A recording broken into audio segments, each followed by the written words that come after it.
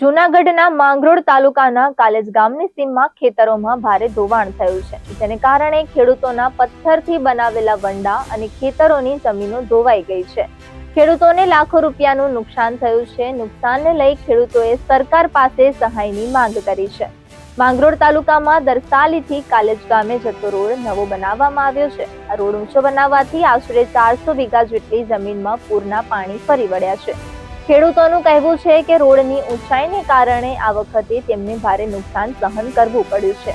ખેડૂતોએ માંગ કરી કે પુલને મોટો કરવામાં આવે અને કોઝવે બનાવવામાં આવે, જેથી પાણીનો યોગ્ય નિકાલ થઈ શકે. નહીં તો દર વર્ષે ખેડૂતોની માલ મિલકતને નુકસાન થતું રહેશે.